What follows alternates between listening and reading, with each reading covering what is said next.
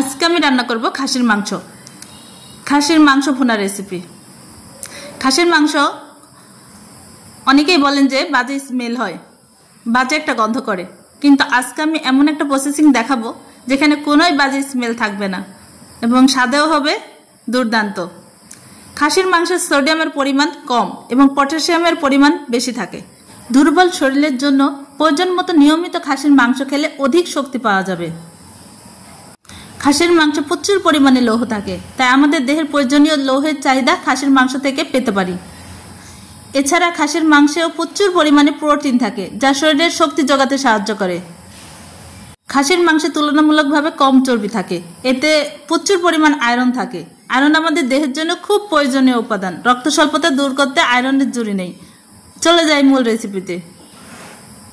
প্রথমে আমি কড়াইয়ে সরিষার তেল ইউজ করলাম, সেখানে আমি পেঁয়াজ কুচি দিয়ে দিলাম। পেঁয়াজগুলো 5 মিনিট ভেজে নিয়ে এখন আদা পেস্ট, রসুন পেস্ট দিয়ে দিলাম। খাসির মাংস অবশ্যই মনে রাখতে হবে আদা পেস্টটা বেশি দিতে হবে। আদা পেস্ট বেশি হলে মাংসে কোনো গন্ধ থাকবে না এবং আদাটা কিছুক্ষণ ভেজে নিতে হবে। এখানে আমি কিছুটা হট ওয়াটার ইউজ করলাম, আবারও 5 মিনিট ভেজে নিলাম। স্বাদ মতো লবণ দিয়ে দিলাম, মরিচের গুঁড়ো,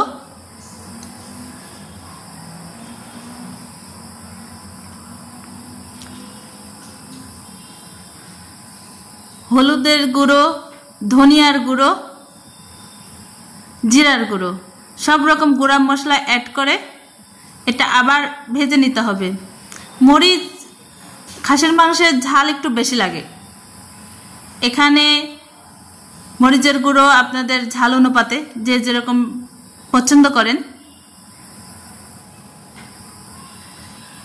মাংসের মশলাটা অনেকক্ষণ কষিয়ে তেল যখন উঠে আসছে তখন আমি মাংসগুলো দিয়ে দিচ্ছি।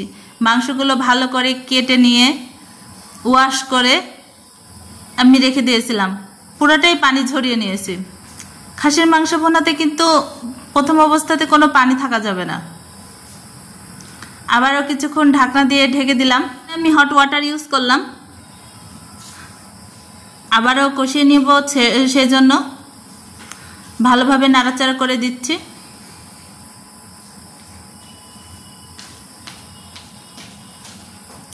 দশ মিনিটের জন্য ঢাকনা দিয়ে দিলাম। এই দেখুন তরকারির কালারটা কি দারুণ এসেছে।